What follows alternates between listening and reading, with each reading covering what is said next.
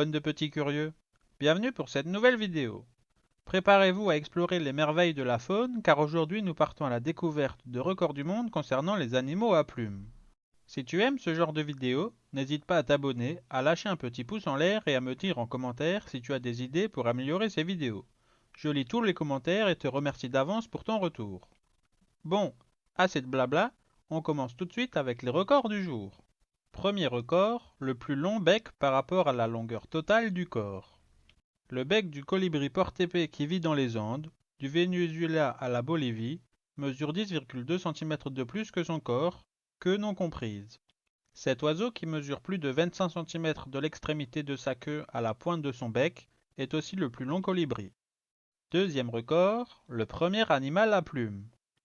En juin 2000, des scientifiques ont annoncé la découverte d'un animal fossilisé vieux de 220 millions d'années. L'animal nommé Longisquama insingis avait des appendices sur le dos qui étaient creux et présentait d'autres caractéristiques que l'on retrouve aujourd'hui dans les plumes d'oiseaux. Cette créature utilisait probablement ses plumes primitives pour se glisser entre les arbres 75 millions d'années avant l'évolution des premiers oiseaux.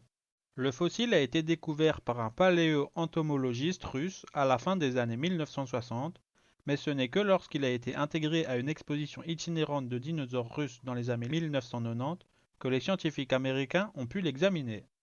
Les plumes étaient longues et dépassaient du dos de la créature antérieure aux dinosaures. Troisième record, le plus gros animal à plumes de tous les temps. Le plus grand animal à plumes actuellement connu par la science est le Eutyrannus ouali. Ce dinosaure a officiellement été décrit en avril 2012, après avoir été découvert dans le gisement fossile de la formation Yixian, dans le nord-est de la Chine. Ce gisement date du Crétacé inférieur, il y a environ 125 millions d'années. Ce tyrannosaure était entièrement recouvert de longues plumes duveteuses filamenteuses, mesurant 9,1 m de long et pesant 1400 kg. C'est également un ancêtre du célèbre Tyrannosaurus rex. Quatrième record, le sauvetage le plus spectaculaire d'une espèce d'oiseau. La cresserelle de Maurice, endémique de l'île Maurice dans l'océan Indien, a presque disparu à la fin du XXe siècle. En 1974, il ne restait plus que 4 cresserelles connues dans la nature, dont une seule était une femelle reproductrice et 2 étaient en captivité. Sur la base des données d'évaluation les plus récentes publiées en 2013, la population s'élève désormais entre 350 et 500 individus, dont 170 à 200 oiseaux matures.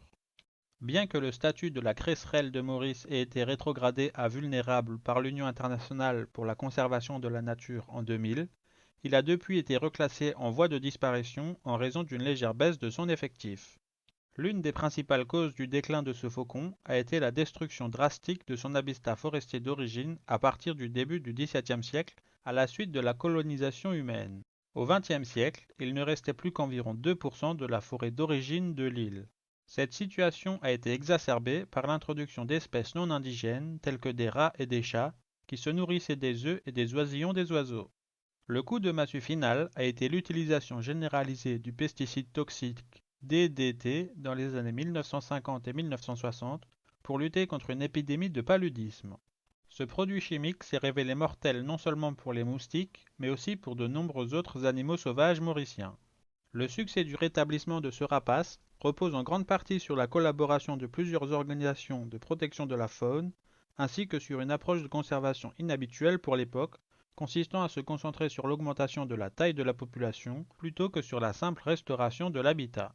Ceci a été réalisé grâce à l'élevage en captivité, au croisement où les œufs et les nouveau-nés des cresserelles ont été confiés à des espèces similaires à élever, et à une gestion minutieuse des nichoirs et des stations d'alimentation dans la nature. Une autre espèce d'oiseau qui a fait un retour remarquable grâce à des efforts de conservation considérables est le miraut des Chatham. Cet oiseau est endémique des îles Chatham en Nouvelle-Zélande dans le Pacifique Sud. En 1972, seuls 18 individus pouvaient être trouvés dans la nature, passant à 7 en 1976 et à seulement 5 en 1980. Parmi ces 5, il n'y avait qu'une seule femelle nommée Old Blue, dont le partenaire était un mâle appelé Old Yellow. Lors du dernier recensement effectué en 2015, un total de 289 Miraut des Chatham adultes a été enregistré. Cinquième record, la première queue de dinosaure conservée dans l'ambre. La première queue de dinosaure non aviaire trouvée dans l'ambre est celle d'un dinosaure théropode du Crétacé moyen âgé de 99 millions d'années et actuellement sans nom. Ce dinosaure a été découvert noyé dans l'ambre de l'état de Cachin, au Myanmar, l'ancienne Birmanie. Le morceau d'ambre qui le contient avait été repéré et acheté en 2015 par le paléontologue Dr Li Daxing de l'université chinoise des géosciences de Pékin alors qu'il parcourait certains marchés d'ambre du Myanmar. La queue portait des plumes, ce qui a fourni de nouvelles informations importantes concernant l'apparence tridimensionnelle des plumes de dinosaures. D'après les dimensions de la queue et le type de dinosaure dont elle est issue, le dinosaure en question n'était probablement pas plus gros qu'un moineau des temps modernes. L'analyse microscopique a montré que même la coloration originale des plumes avait été préservée dans l'ambre, leur surface supérieure était brune et leur dessous blanc. Sixième record, le plus vieil insecte mangeur de plumes. Le plus ancien insecte se nourrissant de plumes connu au monde est le Mesophthirus angeli. Cet insecte constitue non seulement une nouvelle espèce, mais également un nouveau genre et une nouvelle famille taxonomique d'insectes ectoparasites.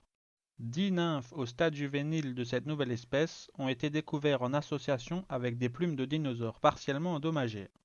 Ces nymphes ont été découvertes incrustées dans 2 morceaux d'ambre birman du Myanmar, datant du Crétacé moyen, soit environ 100 millions d'années. On pense que les dommages causés aux plumes sont le résultat de l'activité de mastication des puissantes mandibules de ces minuscules insectes sans ailes. Cette découverte, réalisée par une équipe de chercheurs chinois, a été révélée publiquement via leur article publié dans la revue scientifique Nature Communication le 10 décembre 2019. Septième record, les plus longues plumes d'oiseaux.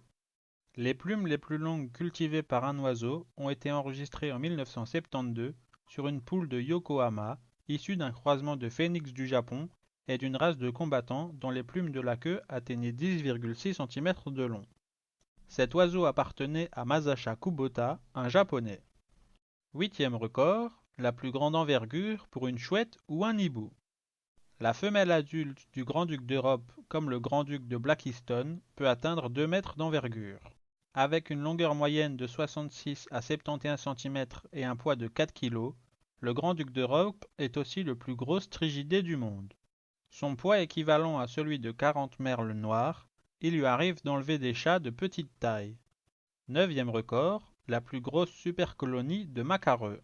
Sur la base des terriers apparemment occupés, l'unité de mesure standard pour évaluer les populations de macareux, la plus grande concentration de macareux moines se produit actuellement sur les îles Westman, situées au large du sud-ouest de l'Islande. Selon des estimations récentes, l'archipel accueille quelques 830 000 couples reproducteurs pendant la saison de nidification d'avril à août. C'est environ 20% de la population mondiale de cette espèce. Ici, une supercolonie est définie comme un conglomérat de sous-colonies de macareux plus petites trouvées dans une localité qui, bien que pouvant être réparties sur plusieurs petites îles, partagent toujours la même zone d'alimentation. Le nombre de macareux moines est en déclin depuis de nombreuses années, en raison principalement de la réduction des niveaux de leur nourriture préférée.